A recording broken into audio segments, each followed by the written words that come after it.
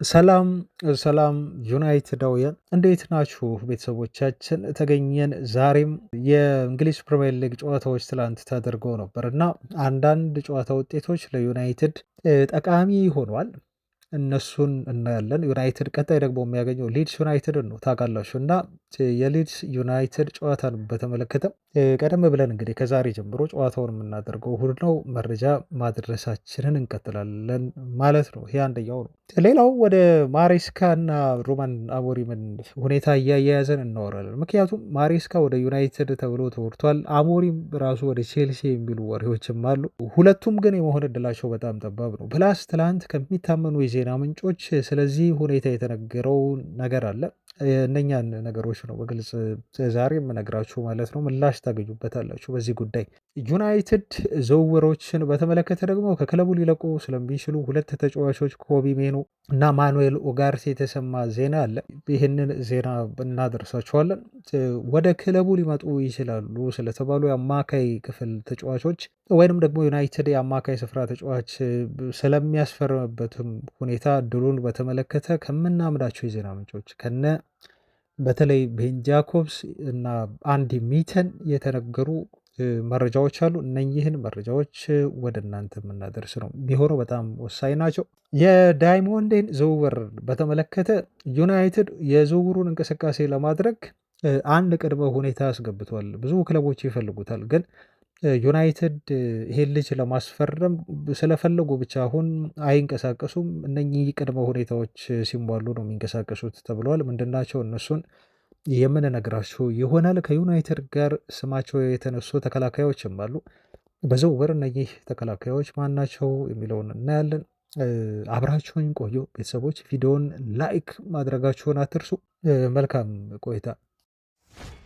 የእንግሊዝ ፕሪምየር ሊግ የ19ኛ ሳምንት ጨዋታዎች ትላንት ተደርገው ነበር እና እነኚህ ጨዋታዎች ሶስቱ ባዶ ለባዶ በሆነ ውጤት ነው የተጠናቀቁት። ይህ ያልተጠበቀ ውጤት ይመስለኛል። ለእንግሊዝ ፕሪምየር ሊግ ብዙ የተለመደ አይደለም። ምናልባት ለሴሪያ ሊሆን ይችላል ባዶ ለባዶ ውጤቱ። ታዲያ ግን ዩናይትድን ተጠቃሚ ያደረገም እንደዚሁ ጨዋታ ውጤት ነው ብሎ ማለት ይቻላል። በተለይ ሊቨርፑል ነጥብ መጣሉ ዩናይትድን ጠቅሟል ባይነኝ።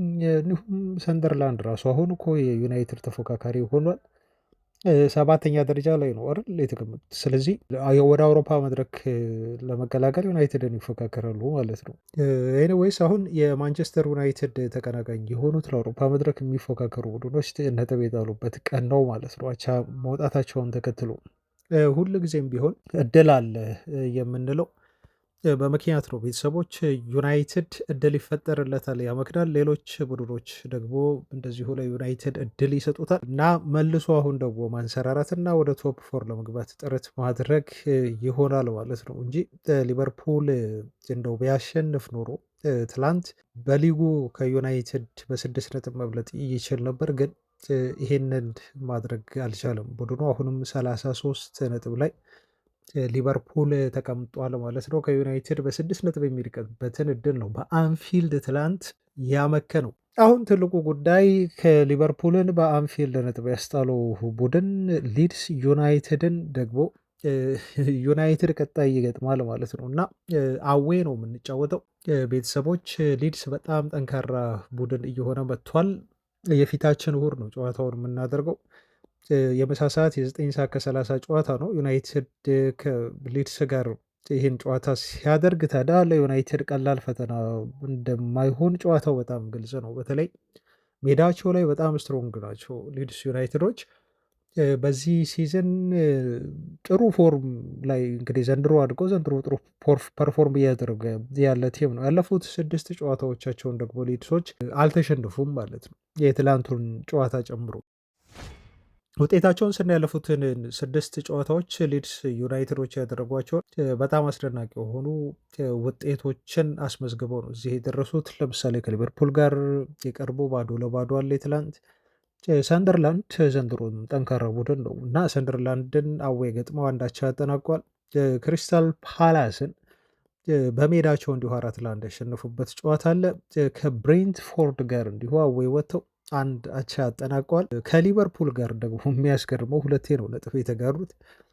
በሜዳቸው 3 አቻ ማጠናቀቅ ችሏል ማለት ነው። እንዲሁ ቼልሲን በሜዳቸው 3-1 በሆነ ውጤት አሸንፈዋል ማለት ነው። ኢማጅን እንግዲህ ቼልሲን በሜዳቸው 3-1 ከሊቨርፑል ጋር 3 አቻ እንዲሁ አጠናቋል።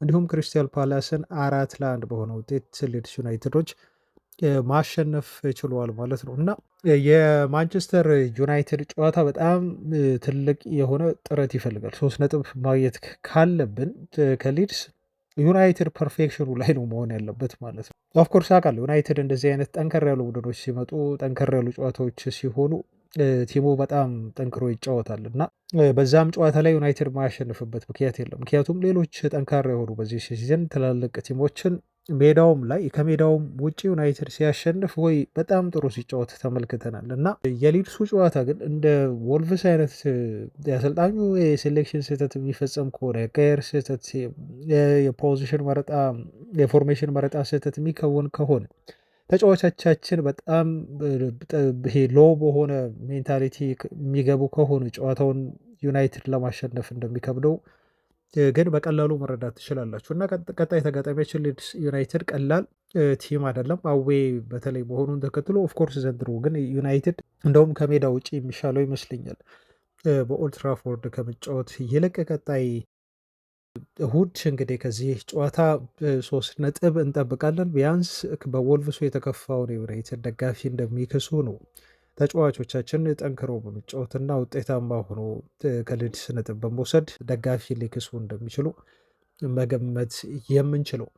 የሊድስ ዩናይትዱ ኢታን አምፓዱ ቀጣዩን ጨዋታ ግን ሚስ ያደርጋል ተብሏል። ይሄ ምናልባት ለዩናይትድ ጥሩ ዜና ከሆነ ሊጠቀስ ይችላል። እዚህ ጋር ከሊቨርፑል ጋር ተጫዋቹ ቢጫ ማየቱን ተከትሎ ነው እንግዲህ በተመለከተው ተከታታይ 5ኛ ቢጫ ምክንያት የማንቸስተር ዩናይትዱ የእሁዱ ጨዋታ ተጫዋቹ እንደሚያመልጡ የተገለጸው ወሳኝ ተጫዋቻቸውን ለዩናይትዱ ጨዋታ አይጠቀሙም ሊድስ ዩናይትዶች ማለት ነው። በማንቸስተር ዩናይትድ በኩል የወሩ ምርጥ ተጫዋች ለመባል የዲሴምበር ወር ማለት ነው 3 ተጫዋቾች እጩ ሆኗል።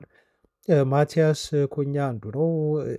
ሄቨን እንደዚሁ አንደኛው ነው እና ሌላው እጩ ሆኖ የቀረበው ደግሞ የግብ ጠባቂው ሴላሜንስ ነው እና እነዚህ 3 ተጫዋቾች የማንቸስተር ዩናይትድ ወሩ ምርጥ ለመባል ታይቷል ማለት ነው። እናንተ የዩናይትድ የወሩ ምርጥ ተጫዋች ብላችሁ የምትመርጡት ማንን ነው? ሰዎች እኔ እንደው ማቲያስ ኩኛ ባለፈው ጨዋታ በወልቭሱ እንደው በጣም ጥሩ ነው ብዬ ባላስብም ከጥረቱ ውጭ ግን ውጤታማ አልነበረም ልጁ። ከዛ በፊት ያደረጋቸው ጨዋታዎች በሙሉ የጨዋታ ኮከብ ተብለው የተመረጡ ሌሎች ተጫዋቾች ቢሆኑም ግን ኮንሲስተንሲ ያለው ብቃት አሳይቶናል ብዬ አስባለሁ። ከወልቭሱ ጨዋታ ውጭ ልጁ በጣም ጥረት ሲያደርግ ነበር በሌሎቹ ጨዋታዎች ላይ። ላሜንስም ቢሆን ግን በጣም ጥሩ ጥሩ ኳሶችን አድኗል።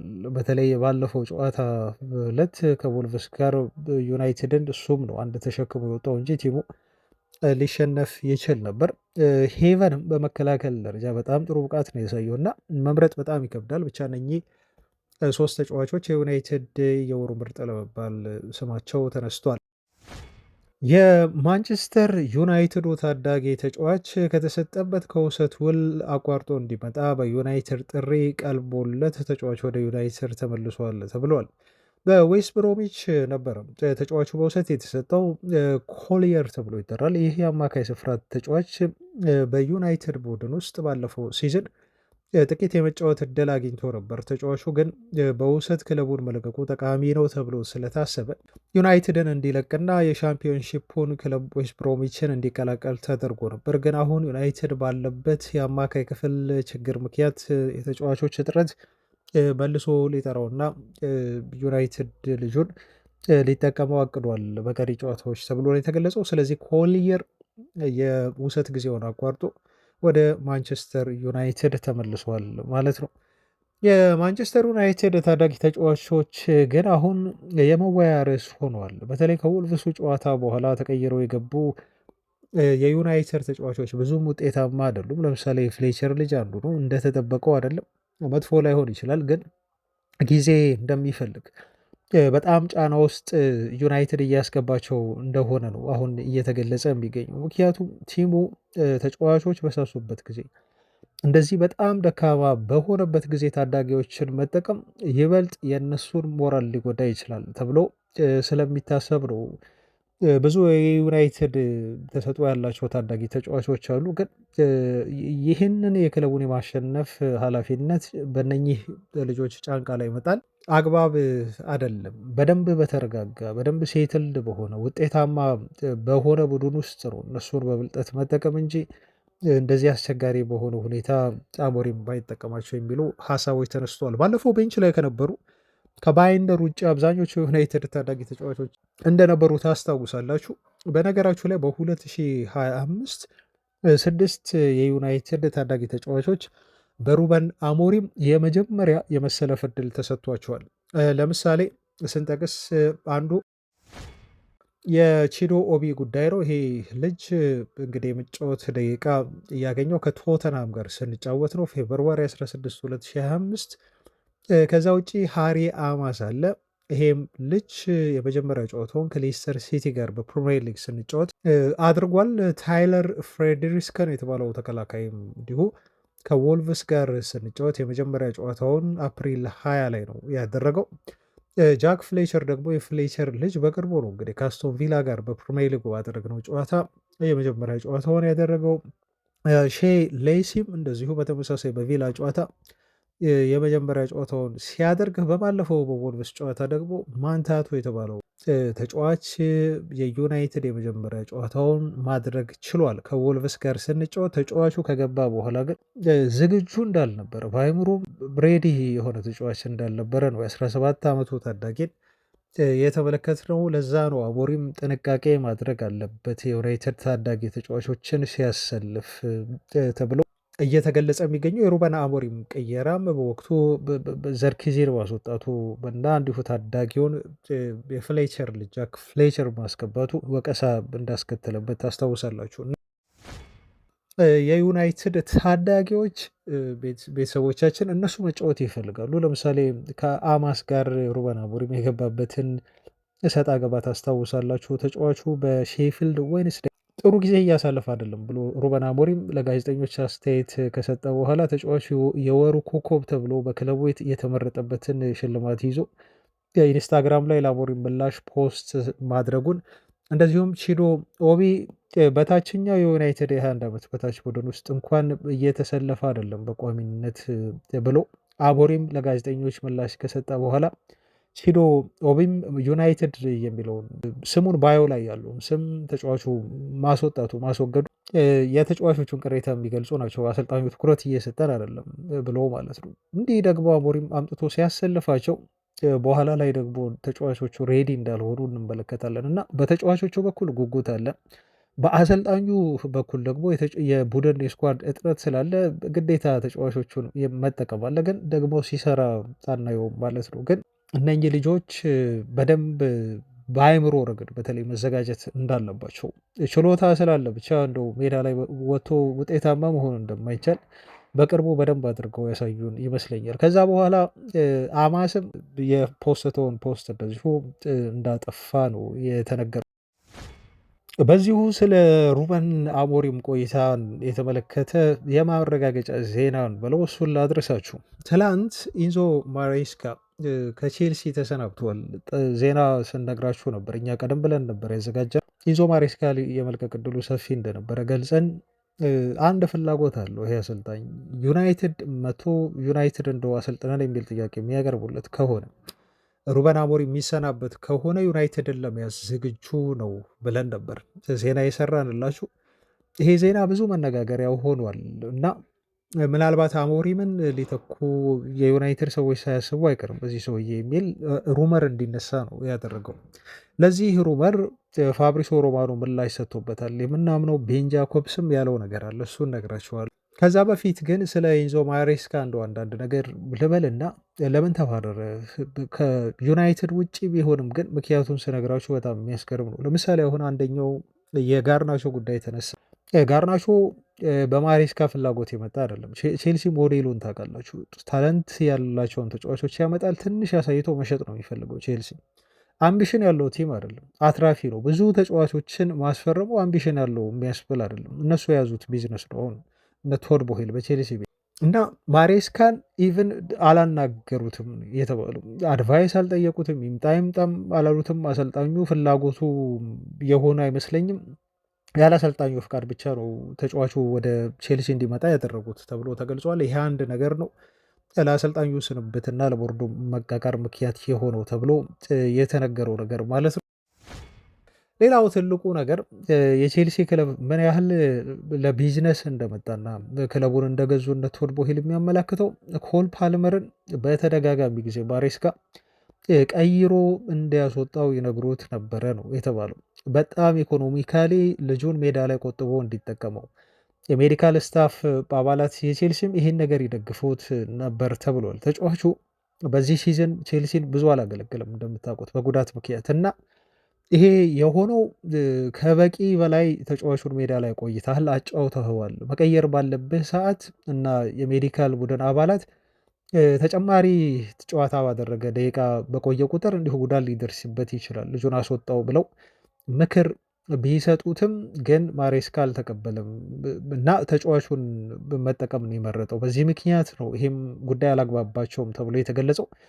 ልብ በሉ ቼልሲዎች ማሬስካ ኮል ፓልመርን እንዲያስቀምጠው የፈለጉት ለተጫዋቹ ጤንነት አዝሎ አይደለም። ምክንያቱም ልጁ የጉዳት ሂስትሪው ላይ እንደዚህ ብዙ ጉዳቶች የሚኖሩ ከሆነ ከፍተኛ ገንዘብ አግኝተው ልጁን መሸጥ ስለፈለጉ ፈላጊ ክለቦች አይመጡም ወይም የተጫዋቹ የገበያ ዋጋ ይቀንሳል ብለው ስላስቡ ነው። ስለዚህ አሰልጣኙ እያስታመመ እየቀየረ ደቂቃውን ማኔጅ እያደረገ በደንብ ጫና ሳያሳድርበት ከጉዳት ነፃ ሆኖ ቼልሲዎች የፈለጉት ከፍተኛ ገንዘብ ከአንዱ ክለብ ይመጣል ብለው ስላሰቡ ተጫዋቹን በጥሩ ትርፍና ገንዘብ መሸጥ ነበር ማለት ነው። በዚህ ጉዳይ ስላልተስማሙ ነው ማሬስካን ያሰናበቱት ተብሏል። አያችሁ አሁን እግር ኳሱ በእንደዚህ አይነት ቢዝነስ ነው የሚመራው ማለት ነው። እንደውም አንዳንድ ደጋፊዎች ሲናገሩ ተመልክቻለሁ። ኮል ፓልመር በቃ አሁን ወደ ዩናይትድ የሚመጣበት ጊዜ ነው። ምክንያቱም ቼልሲ ሻጭ ክለብ ነው። ለሲቲ ይሁን ለአርሰናልም ይሁን ለማንቸስተር ዩናይትድም ይሁን ብቻ ጥሩ ገንዘብ ከመጣ እና ካተረፉበት በደንብ ተጫዋቾችን በደንብ አድርገው ይሸጣሉ። ለዛ ነው በርካታ ተጫዋቾችን ቢሊየን ፓውንዶችን አውጥተው የሚገዙት እንጂ ቶታል ይሄ ቡድን እየገነቡ አይደለም። ቡድን ግንባታ አይደለም። ቲስ በቃ ጀስት ቢዝነስ ነው ያደረጉት እነሱ። ለአሰልጣኙ ስንብት ምክንያት ናቸው ያልናቸውን እነኝን ነገሮች ካወራን ዘንዳ ልብ በሉ። ትላንት ማሬስካ ከተሰናበተ በኋላ የወጣ አንድ ስታት አለ ያስገርም። የማሬስካ በቼልሲ ቤት አንድ የዓለም ክለቦች ሻምፒዮን ሆኗል፣ ዋንጫ አንስቷል። ለክለቡ ትልቅ ገንዘብ ነው ያመጣው። ፕላስ ደግሞ ክለቡን ለአውሮፓ ውድድር አብቅቶታል። በአቋራጭም የኮንፈረንስ ሊግ ሻምፒዮን ሆኖ የዊኒ ሬቱ ቼልሲ ቤት ዊን ሬት የሚያደርግበት ጨዋታዎችን የሚያሸንፍበት ሬት 60 በመቶ ነው። በነገራችሁ ላይ ከ10 ጨዋታ 6 ጨዋታዎችን ያሸንፋል ማሬስካ። ሩበን አሞሪም ከ10 ጨዋታ 39% ነው ያስመዘገበው። የሚያሸንፈው ከ4 ጨዋታ በታች ነው ማለት ነው። ይህን ስናይ በፐርሰንት ስናሰላ ስለዚህ አሞሪም 39 በመቶ የማሸነፍ ሪከርድ ኖሮት ማሬስካ ደግሞ 60 በመቶ ጨዋታ የማሸነፍ ሪከርድ ኖሮት በቼልሲ አመራር ግን ብቁ አሰልጣኝ አይደለህም ተብሎ ከክለቡ ተሰናብቷል። አሁን ሩበን አሞሪምን ለማሰናበት እንደው የዩናይትድ አመራሮች እንደው ዘግይተዋል እያልኳቸው አይደለም። መፍትሄ ይሆናል ብዬ እኔ በግሌ አላስብም። ትላንትም ተወያይተንበታል። ኮሜንታቸውን አይቻለሁ ቤተሰቦቻችን እና ምን ያህል እነሱ ፈጥነው እንደሚወስኑ እዚህ ጋር ለመናገር ነው እንጂ በማሰናበት ወይ በቁጥር ቢሆን ኖሮ ሩበን አሞሪም ይሄኔ እንደተቀጠረ ብዙም ሳይቆይ ከቼልሲ ቤት ተሰናብቶ ነበር ማለት ነው። ይሄ አንድ ነገር ነው ላነሳላቸው የፈለግኩት እንጂ ሩበን አሞሪም መሰናበት አለበት። ዩናይትድ ቤት መፍትሄው አሁን አሞሪምን ማሰናበት ነው እያልኩ አይደለም። እንደዛም ነው ብዬ አላምንም። አትሊስት እስከ ሲዝኑ መጨረሻ ነው ብላቸው ከዛ በኋላ ያለውን ነገር ደግሞ ሀሳቤን ልቀይር እችላለሁ እንደ ሁኔታው እየተመለከቱ። እችን ቁጥር መግለጽ ስለፈለግኩ ነው አንደኛ። ሁለተኛ ደግሞ ማሬስካ ወደ ዩናይትድ መቶ ዩናይትድ ሊይዝ ይችላል የሚል ወሬም ስላለ እንደው ነገሩን በደንብ አድርጎ ለማጥራት አሰልጣኞቹን ኮምፓይር ኮንትራስት ለማድረግ እና ያለውን እውነተኛ መረጃ ለማቅረብ በሚል ነው። ማሬስካ ወደ ዩናይትድ መምጣት ይፈልጋል ብቻ አይደለም የተባለው። ቼልሲዎችም ሩበን አሞሪምን እንደው ኮንሲደር ሁሉ ያደርጉታል ተብሎ ወጥቷል። እውነት ለመናገር እዚህ ጋ እኔ ያለኝ ሀሳብ ኦፒኒየን ማሬስካ ወደ ማንቸስተር ዩናይትድ ቢመጣ ብዙ የዩናይትድ ደጋፊዎች የጠላችሁት ሀሳብ ነው።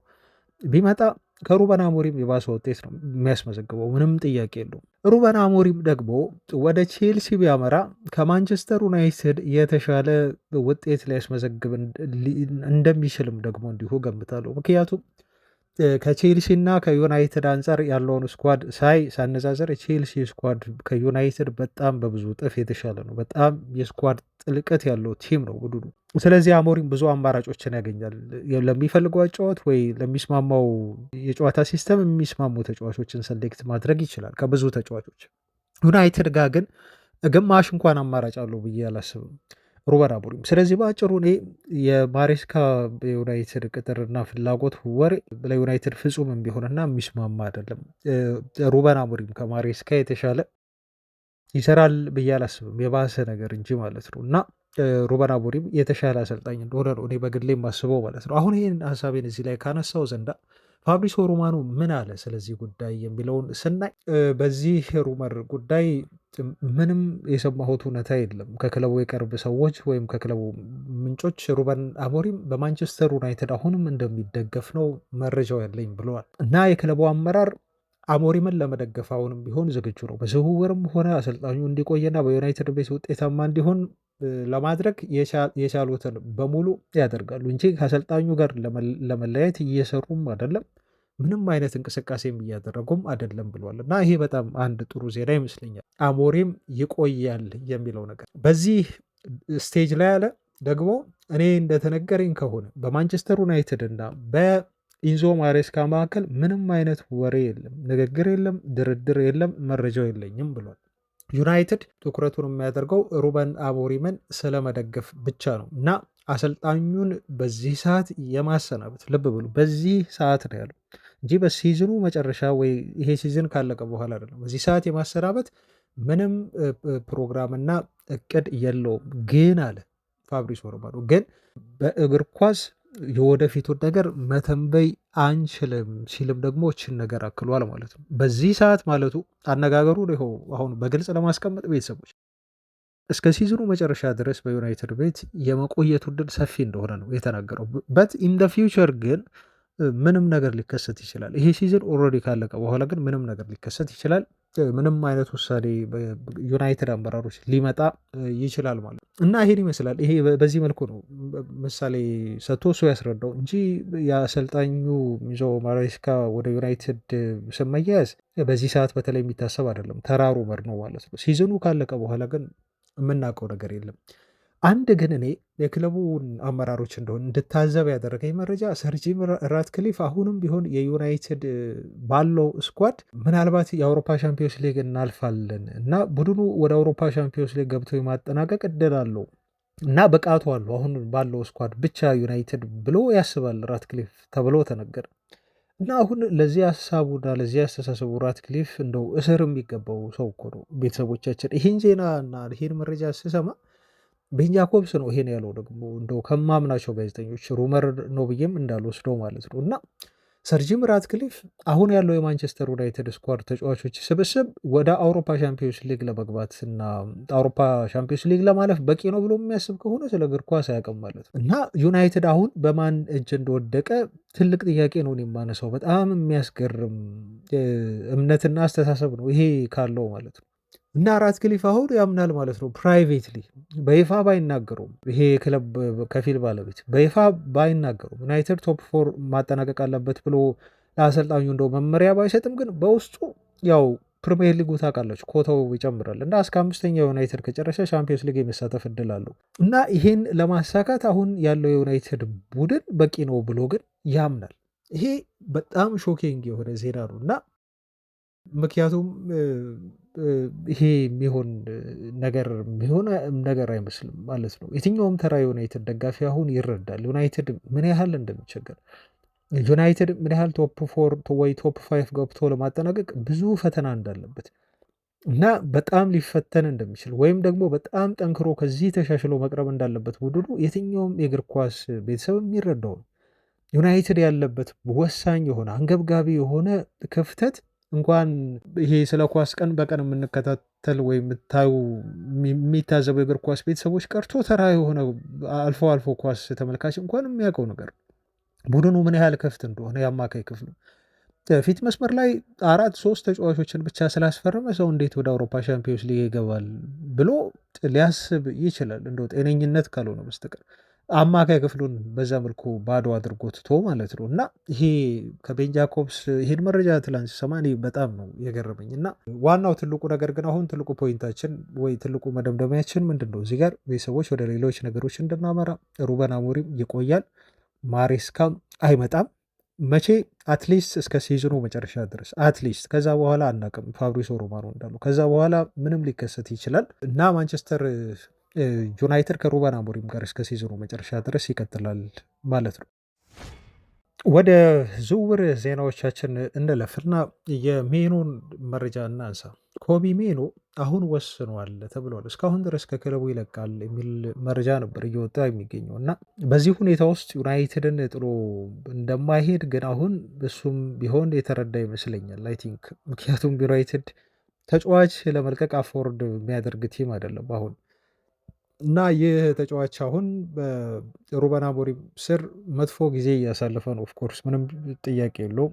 ምክንያቱም ያሰልጣኙ ምርጫ አይደለም። እውነት ለመናገር እዚህ ጋር ሩበን አሞሪም አሁን በሚያደርጋቸው ቀጣይ ጨዋታዎችም ተጫዋቾች ሲመለሱለት ስኳዱ ሲሟላ መልሶ ያሰልፈዋል የሚለው ነገር አጠያቂ ነው። አሁን ጉዳት ላይ ስለሆነ ተጫዋቹ ዩናይትድን እንዲሁ ማገልገል አለመቻሉም እንዲሁ እድለኛ እንዳልሆነ ነው እንድንረዳ ያደረገን። ዩናይትድ በሚፈልገው ሰዓት ደግሞ ልጁ መሰለፍን በሚፈልግበት ሰዓት ጉዳት እንቅፋት ሆኖበታል። መቼ እንደሚመለስ አናቅም። በሊድሱም ጨዋታ ተጫዋቹ የሚደርስ አይመስልም። ስለዚህ ከሊድስ በኋላ በምናደርገው ጨዋታ ላይ ነው ኮቢ ሜኖ ሊገኝ ይችላል ተብሎ እየተገለጸ ያለው። ትላንት የተሰማው መረጃ ምንድን ነው? ሳሙኤል ሉካረስት ነው ይህን ዜና ይዞ የወጣው። የ20 ዓመቱ እንግሊዛዊ የዩናይትድ የአካዳሚ ምሩቅ ኮቢ ሜኖ በዩናይትድ ቤት ቆይቶ እስከ ክረምት ድረስ እንደው አሰልጣኙን ለማሳመን እና ጠንክሮ ለመስራት ከውሳኔ ላይ ደርሷል ተብሏል። ክለቡን ለመልቀቅ ያለው ፍላጎት አሁን ሙሉ ለሙሉ ተጫዋቹ ተስፋ ቆርጧል ማለት ነው። ስለዚህ ይቆያል ማለት ነው። ይሄ በጣም ጥሩ ዜና ነው። ግን ከዛች ቲሸርት በኋላ በይፋ ሩበን አሞሪም ወንድሙ ባደረገው ነገር እኔ ኮቢ ሜኖን ለምን እቀጠዋለሁ አልቀጠውም ሲል መናገሩ ይታወሳል። ግን ይሄ በይፋ ለፒያር ያለው ነገር እንጂ በአሞሪም እና በተጫዋቹ መካከል ግን መከፋፈል ተፈጥሯል በዚህ ቲሸርት ምክንያት እና አሞሪም ያውቃል፣ ይረዳል። ለሚዲያ እንደዚህ ብሎ ቢናገርም ግን በውስጡ በኮቢ ሜኖ ቁና የተደረገ ነገር እንደሆነ ነው አሞሪም የሚያውቀው እና ትንሽ ይሄ ነገር መከፋፈል በሁለቱ ሰዎች መካከል እንዲፈጠር ሆኗል ብለዋል ማለት ነው። እና ዜና ትላንት የወጣ መረጃ ነው ማለት ነው። ከሜኖ ይቆያል ከሚለው ጋር በተያያዘ መቆየቱን የምትፈልጉ ያው ተጫዋቹ በዩናይትድ ቤት ይቀጥላል። የማኑኤል ኡጋርቴን ዜና ስናይ ደግሞ ጋላታሳራዮች በጣም እርግጠኛ ሆነዋል ብለውናል። እንግዲህ እንደ ኢክረም ኩር ያሉ ጋዜጠኞች የሚሉት ምንድን ነው? ጋላታሳራዮች ተጫዋቹን ከማንቸስተር ዩናይትድ በውሰት መውሰድ ከዛ የውሰት ውሉን ሲያጠናቅቅ ደግሞ 25 ሚሊዮን ዩሮ የመግዛት አማራጭ በማቅረብ ለዩናይትድ ጥያቄውን ያቀርባሉ ነው የተባለው። ይህን ጥያቄ ይቀበሉታል ላይቀበሉትም አናውቅም። ዩናይትድ በየጊዜው የተጫዋቹን ዋጋ እየጨመሩ ነው የሚገኙት። አትሊስት 40-50 እንዲሁ ሰምቻለሁ። ጋላታ ሳራዮች ግን 25 ሚሊዮን ዩሮ ብቻ ነው ያቀረቡት እና ይህንን ገንዘብ እንዴት አድርገው እንደሚቀበሉት የዩናይትድ አመራሮች አላውቅም። ኦልሬዲ በማኑኤል ኡጋርቴ ላይ ዩናይትድ እንደከሰረ ነው የሚሰማኝ። ምክንያቱም ያስፈረመው ተጫዋቹን በ60 ሚሊዮን ዩሮ ነው ልጁን ከፔጅ ያመጣ ነው እና የዛን ግማሽ እንኳን ለመስጠት ፈቃደኛ አይደሉም ማለት ነው። እንግዲህ የቱርኩ ክለብ በዚህ ያህል ገንዘብ አገኘዋለሁ ብሎ ጥያቄ አቅርቧል። ሊዮን፣ ናፖሊ፣ ባየር ሙኒክ፣ ጁቬንትስ እና ሌሎች በርካታ የፕሪሚየር ሊግ ክለቦች እንደሚፈልጉት እና ልጁ ፈላጊ እንዳለጣ ነው ግን እየተነገረው። ችግሩ አሁን ዩናይትድ ይህን ልጅ ሸጦ ማንን ያመጣል የሚለው ነው ማለት ነው። ማንን ያመጣል? አንደኛ ጥሩ ገንዘብ አይደለም የቀረበላቸው። ሁለተኛ ነገር ደግሞ እሱን ከሸጡ በኋላ በማን ይተኩታል የሚለው ነው አስቸጋሪ የሚሆነው። ማርኬት ላይ ብዙ የአማካይ ስፍራ ተጫዋቾች ያሉትም ደግሞ በውሰት ዩናይትድ የሚፈልጋቸው ገንዘብ እየተጠየቀባቸው ነው። በኋላ እንዲሁ በዚህ ጉዳይ መረጃ ያደርሳችኋለሁ እና ክረምት ላይ ካልሆነ ኡጋርቴን አሁን ሸጦ እሱን መተካት ለዩናይትድ ቀላል የሚሆን አይመስለኝም። ኤኒዌይስ ግን ይሄ ልጅ ሊለቅ ይችላል ከዩናይትድ ተብሎ አሁንም ስሙ ተያይዞ ተነስቷል ማለት ነው። ዲያሞንዴን ዜና ሳነሳ ቤተሰቦች ዩናይትዶች አሁንም እንደ ስካይ ስፖርት ገለጻ ከሆነ በአፍኮን ላይ ከአይቬሪ ኮስት ጋር ጥሩ ጊዜ እያሳለፈ የሚገኘውን ወደ ቀጣይ ዙር የተሸጋገረውን ዳያሞንዴን ለማስፈረም ዩናይትዶች አቅደዋል ብሏል ስካይ ስፖርት። ብዙ ፈላጊ ክለቦች አሉት። በነገራችሁ ላይ ይሄ ልጅ ክለቡ ዩናይትድ ወደ እንቅስቃሴ እንዲገባ ካስፈለገ ግን እንደ ስካይ ስፖርት ዘገባ ከሆነ ሌሎች ፈላጊ ክለቦች በጥር የዝውውር መስኮት እንቅስቃሴ ውስጥ መግባት አለባቸው። እንደ ባየር ሙኒክ፣ እንደ ቶተንሃም የመሳሰሉ ክለቦች ልጁን ለማስፈረም እስከ ክረምት መጠበቅ አቅቷቸው ጥር የዝውውር መስኮት ላይ የሚንቀሳቀሱ ከሆነ ዩናይትዶች እዚህ ተጫዋች ዝውውር ላይ ይገባሉ። በሌሎች ክለቦች እንዳይነጠቁ ወይም ተቀድሞ ተጫዋቹን እንዳይፈርም ለሌላ ክለብ ተብሎ ነው የተነገረው ማለት ነው። ሊቨርፑል ሴሜኑን ፈልጎ አጥቷል። ሊቨርፑልም ቢሆን የዳይሞንዴን ጉዳይ በቅርበት እየተከታተለ ያለ ቡድን ነው። ብቻ ብዙ ፈላጊ ክለቦች ያሉት ልጅ ነው። ስለዚህ ዩናይትዶች ጥር ላይ ተጫዋቹ በሌipzig ለመሸጥ ዝግጁ ከሆነ እና ሊያስፈርመው ሌላ ክለብ ከተንቀሳቀሰ ዩናይትዶች በግድም ቢሆን ይሄን ልጅ ለማስፈረም ወደ ጨረታው ውስጥ ይገባሉ ተብሎ ነው የተገለጸው። ችግሩ አሁን ሌሎች ክለቦች ካልተንቀሳቀሱስ የሚለውን ጥያቄ ስናነሳ ደግሞ ሌipzigሾች ይሸጣሉ ተብሎ ስለማይታሰብ ነው። ጥር የዝውውር መስኮት ላይ የእነሱ አቋም ግልጽ ነው፣ አንሸጠውም የሚል አቋም አላቸው ተብሎ ነው የተገለጸው። ክረምት ላይ ግን ተጫዋቹን ለማስፈረም የሚመጣ ክለብ 100 ሚሊዮን ዩሮ ወስዶ ከፍሎ መውሰድ ይችላል የሚል አቋም አላቸው ሌipzigሾች። ጥር ላይ ግን እስካሁን ድረስ ልጁን ለመሸጥ ከየትኛውም ክለብ ጋር ለመደራደር ዝግጁ አይደሉም። ትላንት ቤን ጃኮብስ እንዳለውም ከሆነ ብዙ ጊዜ ከሌipzig ጋር በጥር የዝውውር መስኮት ድርድር ማድረግ ከባድ ነው፣ ሻጭ አይደሉም ጥር ላይ ብሎ ነው የተናገረው በዩናይትድ ስታንድ ዩቲዩብ ቻናል ላይ። ወደ አማካይ ክፍል ዜናዎች ደግሞ ስናልፍ አንዲ ሚትን የተባለ ጋዜጠኛ የዴይሊ ሜል ጋዜጣ ጸሐፊ ነው። ስለ ዩናይትድ በታማኝ በሆኑ ጽሁፎቹ ይታወቃል እና ዩናይትድ በ6 ቁጥር ቦታ ላይ ነው አሁን በተለይ ትኩረት የሚያደርገው እና በቀጣይ የዝውውር መስኮቶች ላይ የ6 ቁጥር የአማካይ ስፍራ ተጫዋች ወይም ዲፌንሲቭ ሚድፊልድ ቦታን ይመለከታል። አንድ ወይ ሁለት ተጫዋቾችን እዛ ቦታ ላይ ያስፈርማል ብሎ ተናግሯል። ምናልባት ሁለት ተጫዋቾችን የሚያስፈርመው የሚለቁ ተጫዋቾችን ተመልክቶ ነው ብሏል። ያው ካሳሜሮ ይለቃል፣ ኡጋርቴም ሊጨመር ይችላል። እነኚህ ሁለት ተጫዋቾች ከለቀቁ ዩናይትድ ሁለት የ6 ቁጥር ቦታ ተጫዋች ሊያስፈርም ይችላል ተብሎ ነው የተነገረው። ኢሊየት አንደርሰን ቁልፍ የሆነ የክለቡ ኢላማ ነው ብሎም እንደዚሁ አክሏል። ከዛ ውጭ አደም ዋርተን እና ካርሎስ ባሌባም በክለቡ የተያዙ ናቸው። ግን ጥር የዝውውር መስኮት ላይ እነኚህን ተጫዋቾች ለማስፈረም በክለቦቻቸው ለሽያጭ ያቀርቧቸዋል ተብሎ ባይታሰብም ብሎ ነው የዩናይትድ የአማካይ ክፍል የዝውውር እንቅስቃሴ ከክረምት ጀምሮ ሊደረግ የሚችል እንደሆነ የተናገረው ማለት ነው። ቤን ጃኮብስ በበኩሉ ስለ ዩናይትድ ጥር የዝውውር መስኮት እንቅስቃሴ እንደዚህ ሲል ተናግሯል። ምናልባት ዩናይትዶች በዋነኛነት የሚፈልጓቸው የአማካይ ስፍራ ተጫዋቾች ቅድም የጠቀስናቸው ሶስቱ አማካዮች ማለት ነው፣ ኢሊየት አንደርሰን፣ ካርሎስ ባሌባ እና አደም ዋርተን በክለቦቻቸው ለዝውውር የቀረቡ ስላልሆነ ጃንዋሪ ላይ ዩናይትድ በውሰት የሚሰጡ አማካዮችን ለማስፈረም ይመለከታል ወይ ወደ ሌሎች አማራጮች ነው ዩናይትድ ትኩረት የሚያደርገው ብሎ ነው የተናገረው ማለት ነው። እና አንደኛው ያነሳው ተጫዋች ኮነር ጋላገር ነው ወይም ደግሞ ሩቨን ኔቪስ ሲል ጠቅሷል። ከዛ ውጭ ደግሞ የጆዋ ጎሜዝን የወልቭስን ተጫዋች እንደዚሁ አትርሱ፣ እሱም ቢሆን ወደ ዩናይትድ የመምጣት እድል አለው፣ በክለቡ በኩል ፍላጎቶች አሉ ሲል ተናግሯል ማለት ነው። እና ቤን ጃኮብስ የዩናይትድ ፕራዮሪቲ የሆኑ ተቀዳሚ አማካይ ስፍራ ተጫዋቾች ጥር የዝውውር መስኮት ላይ ወደ ክለቡ ላይ መጡ ይችላሉ። በክለቦቻቸው ለሽያጭ አይቀርቡ ወይም ደግሞ ለማስፈረም ለዩናይትድ በጣም አስቸጋሪ ዝውውሮች ናቸው። ግን ሌሎች በፕላን ቢያዛቸው ተጫዋቾች ግን እነ ጋላገር፣ እነ ሩቨን ኔቬስ እና እነ ጎሜዝ ስላሉ እነኚህን ተጫዋቾች በውሰትም ሆነ ወይ በጣም በትንሽ የዝውውር ገንዘብ ሊያመጣቸው ይችላል ብሎ ነው የተናገሩ።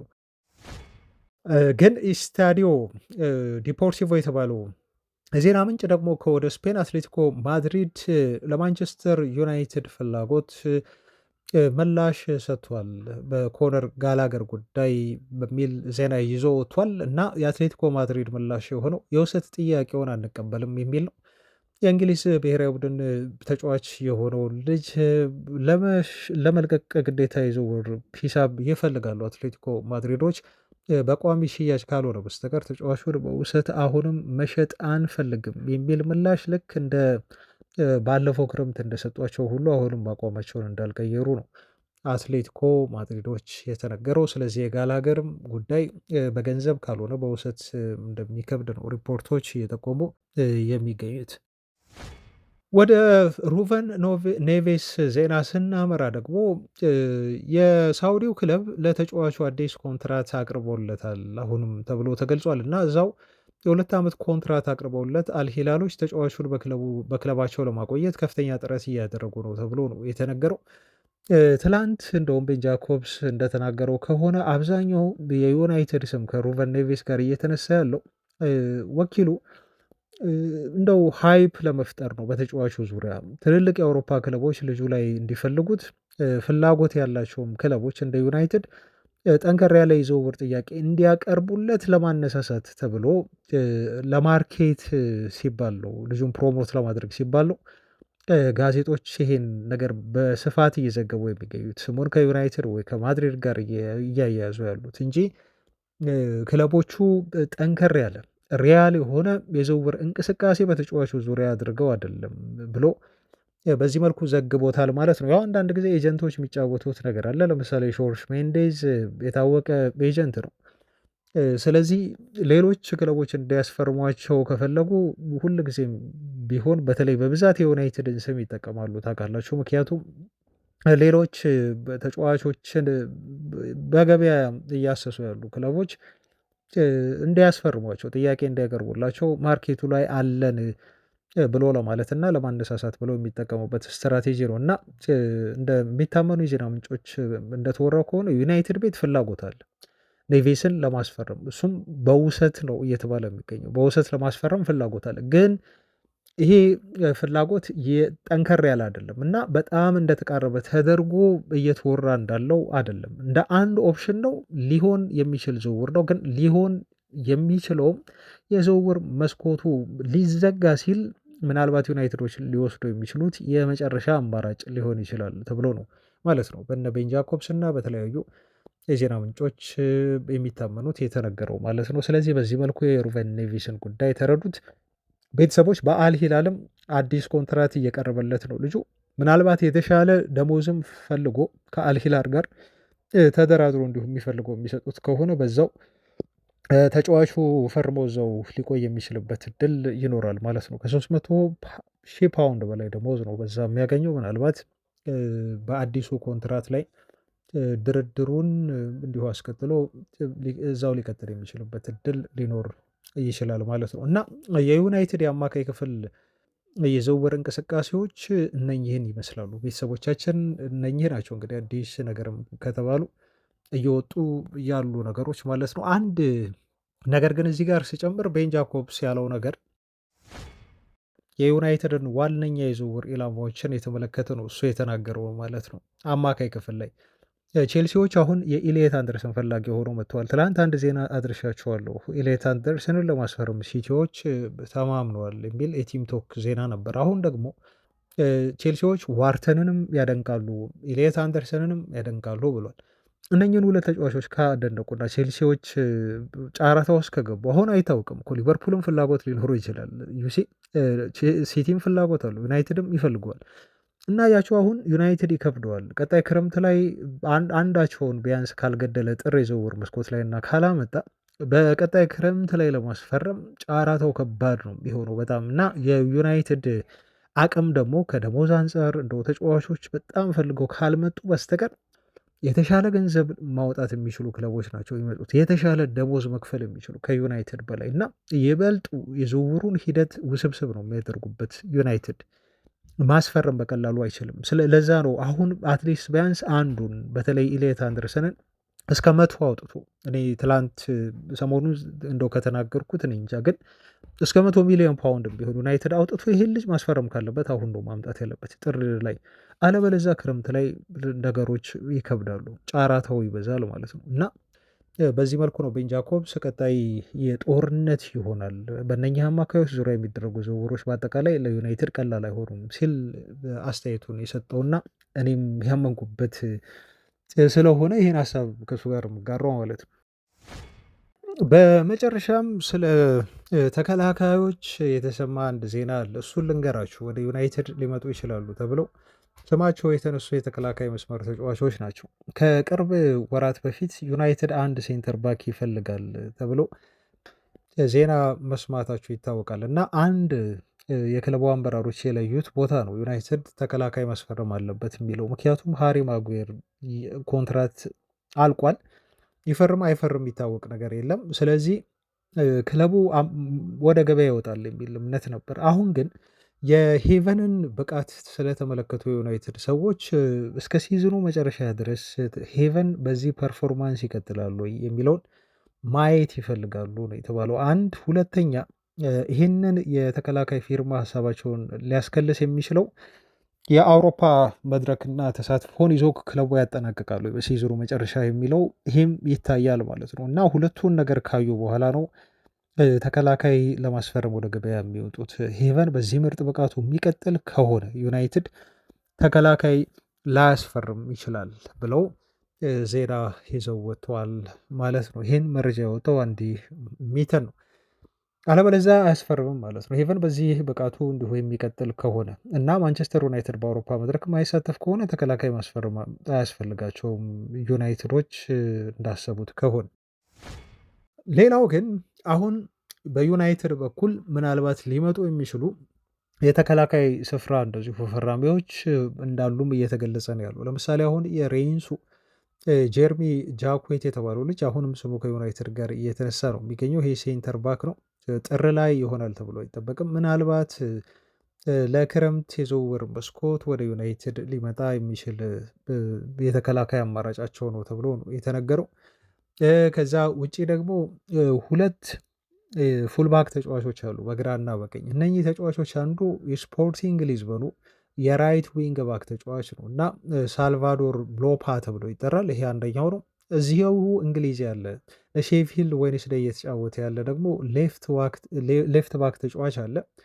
ይሄ ተጫዋች ቪሳ አሎአ ተብሎ ይጠራል እና ሁለቱ ታዳጊ ተጫዋቾች ብሩህ ተስፋ ያላቸው ይሄ የዊንግ ባክነት ሚናን የሚጫወቱ በግራም በቀኝም የሚጫወቱ ተከላካዮች ናቸው እና እነኚህን አጥብቆ ዩናይትድ ይፈልጋል ተብሏል። የስፖርቲንግ ሊዝበኑ ተጫዋች ዋጋ ተመን እዚህ ላይ አልተጠቀሰም፣ ግን የሼፊልድ ዌድነስዴይ ተጫዋችን ዝውውር ለመፈጸም ዩናይትዶች ግማሽ ሚሊየን ዩሮ አቅርበዋል ወይም ወደ 500,000 ዩሮ አቅርበዋል ተብሎ ነው ማለት ነው። እንግዲህ በሜል ስፖርት ጋዜጠኛ ሲሞን ጆንሰን የተነገረው እና ስለ ዩናይትድ ተከላካይ መስመር የወጡ መረጃዎች እነኝን ይመስላሉ። ቤተሰቦች አብራችሁኝ ስለነበራችሁ ከልብ አመሰግናለሁ። ነገም እንገናኛለን። እስከዛው ሰላሙን ባይ